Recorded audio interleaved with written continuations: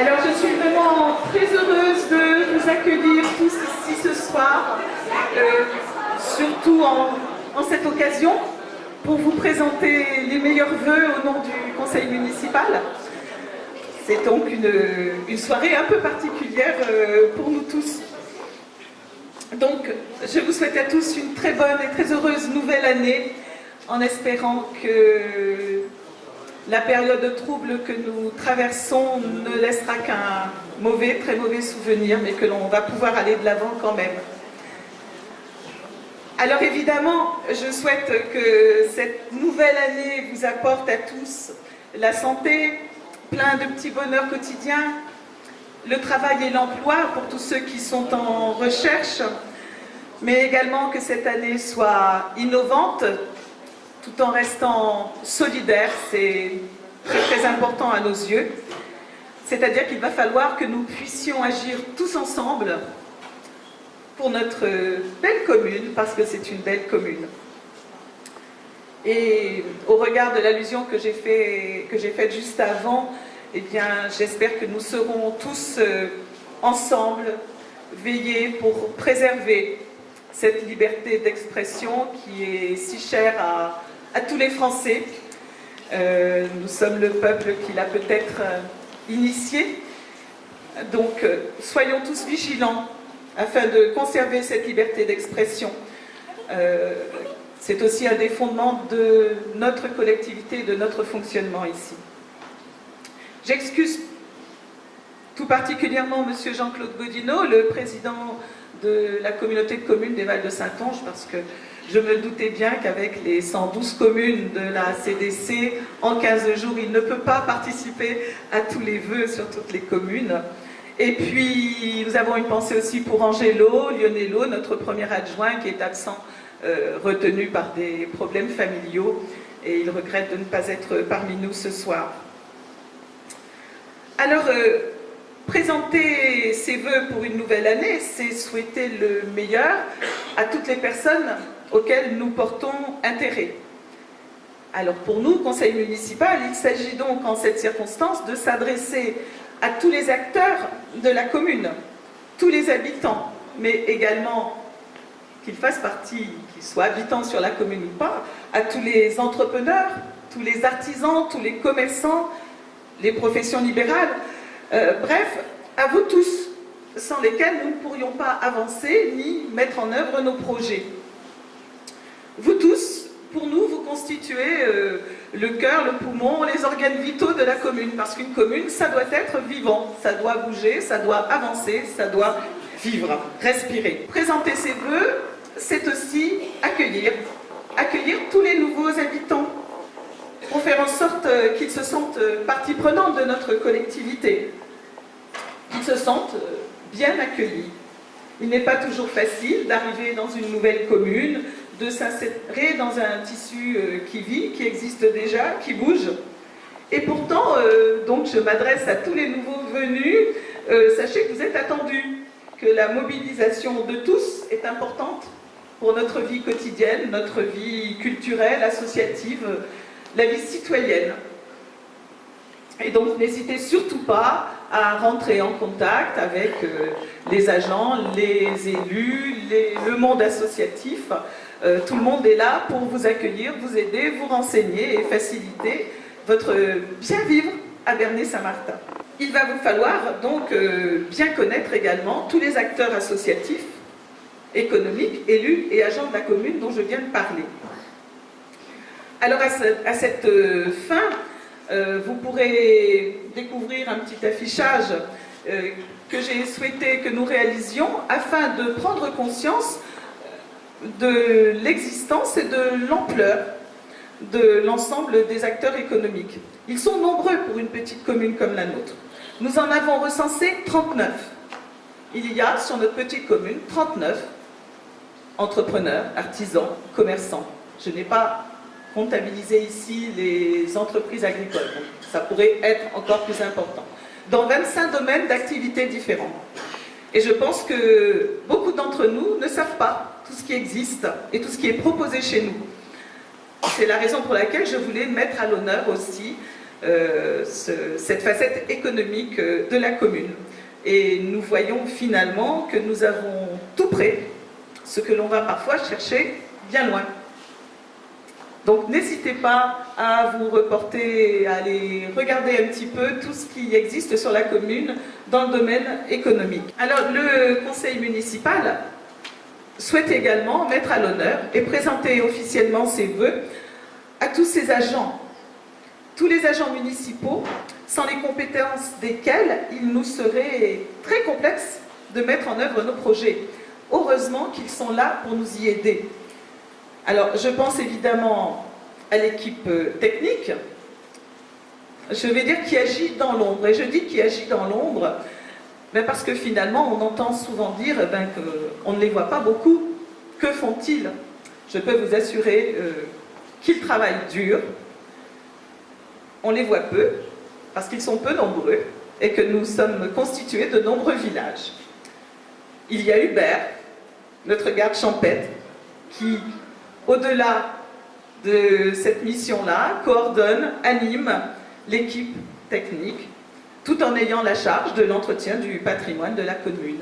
Il y a Guillaume, que vous pouvez croiser sur le tracteur, Thomas, qui entretient les espaces verts et les bâtiments. Nous avons également Jean-Paul, qui est venu en renfort, donc qui a été embauché depuis le mois de juin, et puis actuellement Michel, qui effectue un remplacement. Et je pense évidemment aussi à l'équipe administrative, dont je salue le travail également, et la nouvelle année qui arrive, qui sera riche en travail également. Je pense à Laure, donc, qui gère l'agence postale et qui rejoint l'après-midi Josette à la mairie, donc notre secrétaire de mairie. Et pour moi, tous ceux que je viens de citer font partie intégrante de l'équipe municipale. Nous avons des élus et des agents qui travaillent ensemble au service de la commune et de ses habitants. Tout cela pour pouvoir conduire nos projets. Et puisque je parle de projets, eh bien, souhaiter la bonne année, c'est évidemment se projeter sur l'avenir, et donc ici sur l'année 2015. Et 2015 n'échappera pas à l'aboutissement, j'espère, je préfère parler tout de suite d'aboutissement, de projets. Alors, le premier, puisqu'il a commencé sa trajectoire, eh bien, ça va être tout le travail autour de la salle polyvalente. Cette salle dans laquelle nous sommes ce soir, eh bien, c'est la dernière fois qu'elle sert pour l'année 2015 et peut-être aussi début 2016. Voilà, cette salle dont la conception à l'époque par M. Ferru, qui était maire de la commune, c'était déjà une conception bien innovante, à la pointe du progrès dans de nombreux domaines, et les entrepreneurs qui sont venus visiter avant de déposer leurs offres ont fait remarquer qu'il y avait là déjà des techniques bien avancées. Alors cette salle, elle va revêtir un nouvel habit, elle va garder son âme, le cœur où nous sommes, mais en même temps, elle va revêtir tous les éléments nécessaires pour la rendre accessible.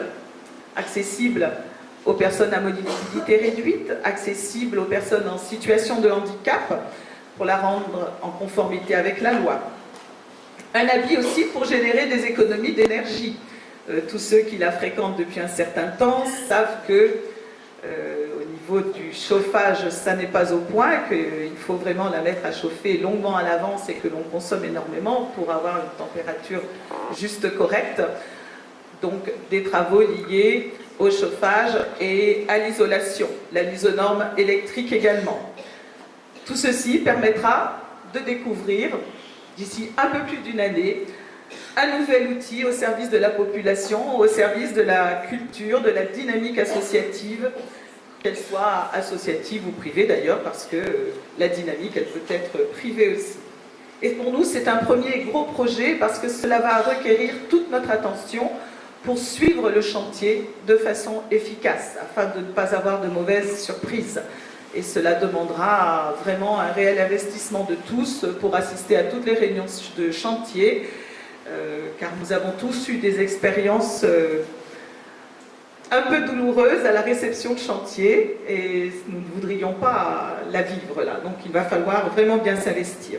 Alors, j'évoquais à l'instant l'accessibilité des locaux aux personnes en situation de handicap.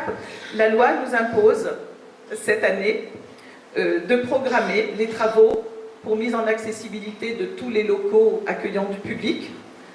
La programmation des travaux sur 3 années. Donc, nous devons déposer au mois de juillet le programme de nos travaux pour 3 années, pour l'ensemble des bâtiments. Cela va requérir aussi beaucoup de réflexion. Par quoi commençons-nous? Le diagnostic a déjà été fait, donc tous les bâtiments ont été étudiés par des professionnels qui ont déterminé quelles étaient les tâches à y mener pour qu'ils soient conformes. Donc maintenant, il va falloir budgéter et planifier tout ça. Et je pense que cette année, nous allons commencer. Je dis je pense parce que nous n'avons pas voté en conseil, mais nous devrions commencer par la zone des associations, puisque les salles de cette zone-là vont être beaucoup plus utilisées, puisque celle dans laquelle nous sommes ne sera pas utilisable. Donc nous allons commencer par la zone des associations afin de rénover et de mettre en accessibilité tous les sanitaires, qui ne sont pour l'instant pas vraiment ad hoc. Ce n'est pas ce qu'on attend de lieux accueillants. Du point de vue environnemental, la commission qui s'occupe de ce travail-là a préparé le chemin. Donc, je vais dire que l'entrée de l'école du RPI dans la semaine de l'arbre et de la haie à la fin du mois. Ensuite, dans un dispositif qui s'appelle Mon village, espace de biodiversité. Vous voyez qu'il est question de nature. Eh bien, elle va entraîner dans son sillage la collectivité, puisque à travers ces démarches qu'ils ont initiées, eh bien, il y aura des journées de formation pour les habitants qui sont intéressés par l'environnement et la protection de l'environnement, notamment au niveau des jardins, du fleurissement, de l'embellissement. Le jardin que je vais appeler écologique, le jardin de Déméter qui a démarré cette année va poursuivre son travail également, il est ouvert à la population. Et puis, au niveau de la collectivité à proprement parler, nous allons devoir planifier l'entretien des espaces verts de la commune pour là aussi se préparer à la loi de 2016, peut-être 2018, mais le zéro pesticide sur les lieux publics. Nous allons rentrer dans cette dynamique en s'appuyant sur la charte Terre Saine. C'est un lourd travail parce qu'on imagine que certains lieux seront difficilement exempts d'insecticides, de produits phytosanitaires, mais on va essayer de faire au mieux, c'est un travail à étudier aussi. 2 villages vont vivre des travaux pour l'enfouissement de leur réseau, EDF et Télécom, donc il s'agit de La Planche et de Breuil. La fin de la période de reprise des tombes en état d'abandon permettra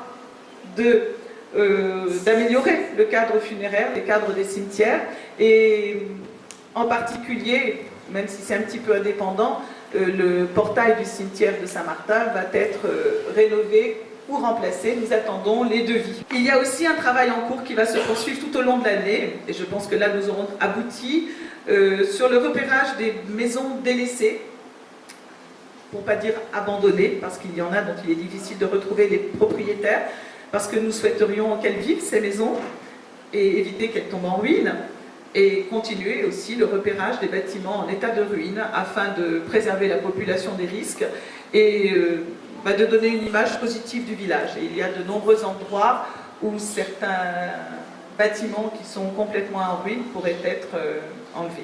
Qui ne sont pas en ruine, mais qui vont être au contraire classés au patrimoine historique de la région, ce sont les cloches de nos églises. Elles ont été auditées et elles ont été repérées comme ayant une grande valeur.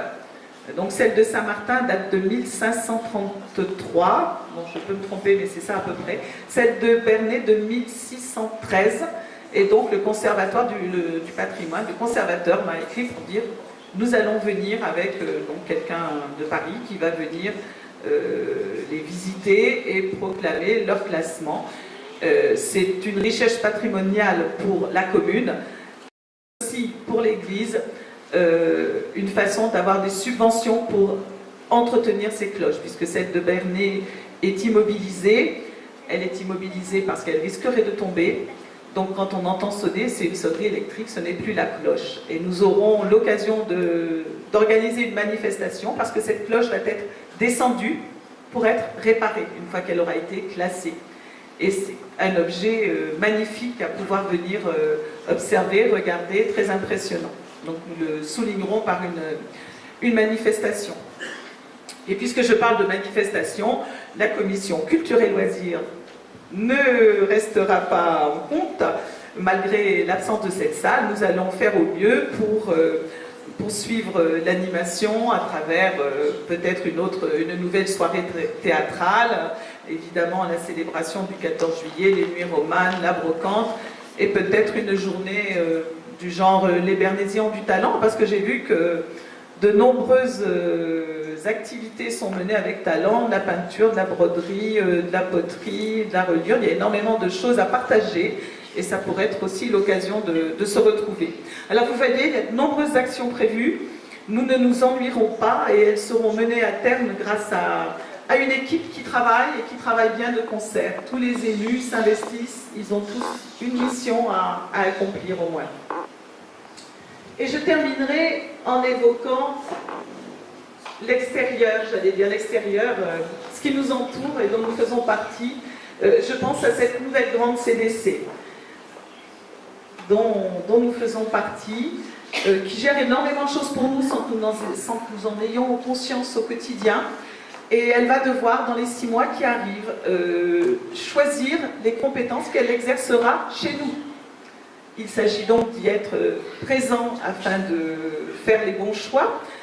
À l'heure actuelle, il semble que 3 compétences aient le vent en poupe: le développement économique, tout ce qui touche au développement touristique aussi, l'enfance-jeunesse, et le scolaire arrive derrière pour l'instant, mais rien n'est décidé, rien n'a encore été voté. Nous avons 6 mois de réflexion, de concertation, et c'est seulement au mois de juillet que nous aurons à voter.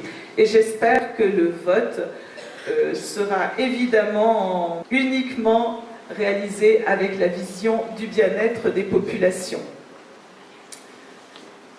Et quand je dis que cela a des incidences chez nous, eh bien nous avons déjà l'urbanisme, par exemple, qui va être géré par la CDC.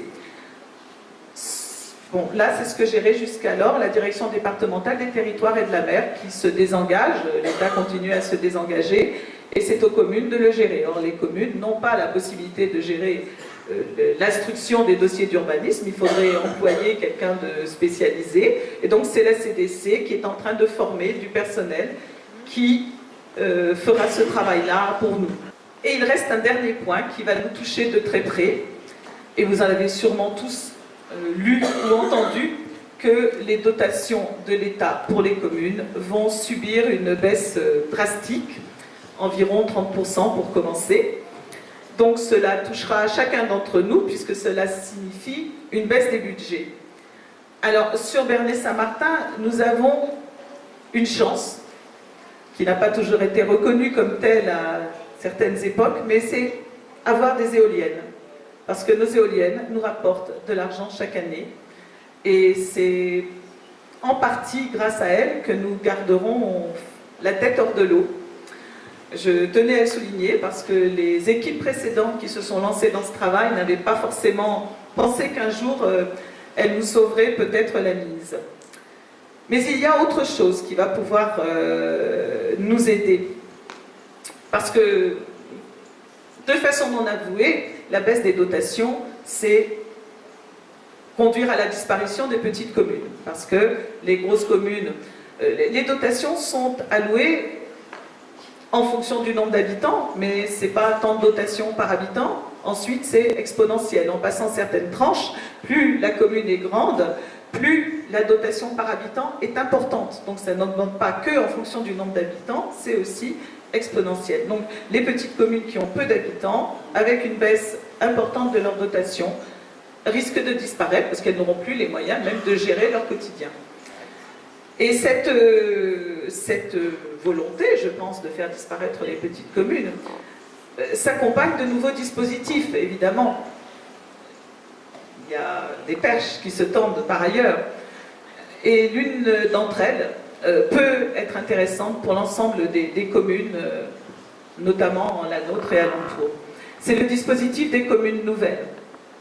Il s'agit pour quelques communes, 2, 3, 4, 5, de s'allier pour travailler ensemble. À partir de ce moment-là, nous n'avons pas la baisse de dotation pendant au moins 3 ans. Nous avons des dotations allouées en fonction de la population totale de cette commune nouvelle. Donc nous passons 1 voire 2 seuils, ce qui fait grandement croître le budget d'une commune. Il y a également d'autres petits avantages financiers. Et le texte actuel est très souple quant à ce dispositif des communes nouvelles, puisqu'il permet finalement aux communes qui l'ont décidé, qui l'ont choisi, de s'entendre à l'avance sur le fonctionnement qu'elles veulent mettre en œuvre. Elles doivent rédiger une charte dans laquelle elles précisent exactement ce qu'elles veulent faire et comment elles veulent le faire ensemble, ce qui est protecteur pour les uns et les autres. Donc on peut imaginer énormément de choses, on a une latitude relativement importante. Et nous avons donc décidé avec les maires des communes alentours, notamment les communes avec lesquelles nous partageons notre école, puisque l'école c'est une école du RPI, du RPI, Berdé, Migré, Saint-Félix, il y a des élèves de courant également. On ne sait pas qui aura à la gérer dans 6 mois. Si la CDC ne conserve pas la compétence scolaire, ça veut dire qu'elle reviendra à être gérée par les communes. Et là aussi, c'est un budget, c'est un fonctionnement sur lequel il faut anticiper. Donc, nous avons décidé, avec les maires des communes alentours, de nous rencontrer, donc les municipalités vont se rencontrer pour discuter, débattre et voir si nous pourrions travailler ensemble et nous allier, nous unir. Ce qui n'empêche pas pour chaque commune, par exemple, de conserver un conseil municipal qui va gérer toutes les affaires de proximité, mais ce qui peut permettre de mutualiser sur plein de domaines également. Et je salue d'ailleurs Monsieur Grelot, le maire de Migré, qui est ici, que je suis allée rencontrer lorsqu'il a présenté ses vœux lui aussi, et nous avons déjà discuté de la chose. Et si nous ajoutons à tout cela les élections cantonales, les élections régionales, 2015 sera une année très animée. Et comme il sera très animé, il sera plus que jamais indispensable de garder des ancrages stables, des relations de proximité harmonieuses, de conserver des liens sociaux de qualité, d'être vigilants les uns aux autres. Et ça, eh bien, ça n'est plus uniquement la mission du conseil municipal ni des agents, c'est la vôtre, c'est la nôtre, c'est l'affaire de tous les habitants que de contribuer à ce que l'atmosphère de Bernay-Saint-Martin soit bien du bien vivre à Bernay-Saint-Martin. Je vous remercie pour votre attention. J'ai essayé de ne pas être trop longue, mais pour l'année qui vient, il y a de nombreuses choses qui vont tous vous concerner. Et nous reviendrons vers vous à ces sujets-là, lors de réunions de village, et à travers le bulletin, et à travers le site de la commune, qui a été redynamisé, relooké. Et je salue à cette occasion-là Claude, qui se charge de cet énorme travail, le bulletin et le site internet. Et je vous assure qu'il y passe énormément de temps pour que vous soyez au mieux informés de tout ce qui se passe sur la commune. Et comme il est de tradition, eh bien, nous avons préparé un verre de l'amitié et de quoi grignoter. Et donc je vous invite à partager tous ensemble un verre et à ne pas hésiter à converser, à rencontrer les uns et les autres, parce qu'il y a de nouveaux habitants qui nous tendent les bras. Voilà, bonne soirée.